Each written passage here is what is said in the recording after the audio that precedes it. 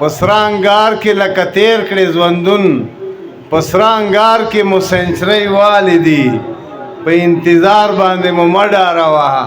په انتظار چې مو سنچرۍ والدي یو مصیبت دی له اول نه داسې دا محبت دی له اول نه داسې موږه پرې ډېر شرطونه وبایللو موږه قسمت دی له اول نه داسې ته په سړي باندې ملنډې وایې د تا عادت دی له اول نه داسې له یارانې د صفا چوټ جواب ده بیا خدا وایي چې تا چوټ جواب ده له یارانې د صفا چوټ جواب ده بیا خدا وایه چې تا چوټ جواب ده مرد دیگر تیر سی ارمان جان را باندې تسې د یوې له خندا چوټ جواب ده زه هغه پیژنم ما یاد ده هغه ما ته راکړی چې چا چوټ جواب ده زه هغه پیژنم ما یاد ده هغه ما ته راکړی چې چا چوټ جواب ده دغه اوس کښلي نه دي پیژنې یې دغه اوس کښلي نه دي پیژنې یې دغو بیخي له وفا چوټ جواب ده دغه اوس کښلي نه دي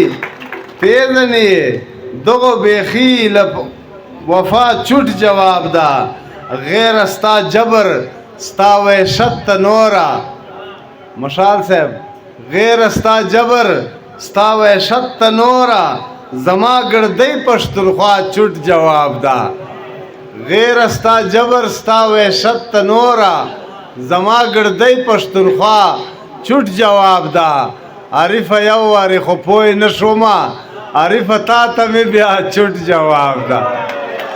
عارفه یو وارې خو پوه نه شومه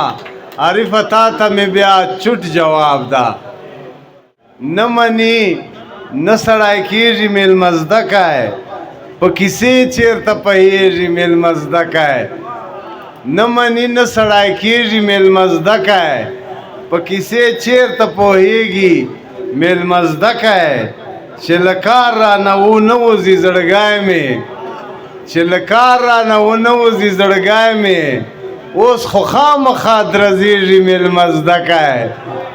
چې له کار رانه ونه وځي زړګی مې اوس خو خامخا درځېږي میلمه زده کی شعر ده اجاز صاحب چې یو لا دوه خو کوی هیڅ کیسه نه وه یو لا دوه خو کوی هیڅ کیسه نه وه په هر ښکلي میینېږي میلمه زده کی شعر ده کراجي خو اوس راجا اوس لا جوانی ده کراجي خو اوس راجا اوس لا جوانی ده عمر ورځ په ورځ کمیږي میلمه زده کی دا شعر زاهد کشمیروال ته ډالۍ ده عارف کلي ته ورتلل آسان کار نه دی عارف کلي ته ورتلل آسان کار نه دی داسې کلي چې اوسېږي میلمه زده کی یوه کیسه مې د په زړه چې پټه ټولې له دنیا نه پټه تا ته به یې ښایم ته به ووایې چې شپاړس یوه کیسه مې د په زړه چې پټه ټولې له دنیا نه پټه تا ته به یې ښایم ته به ووایې چې شپاړس تا دې راولي خدای یاره ډېرې غوړې خو زه نه کړم بس خو دومره درته وایم ته به ووایې چې شپاړس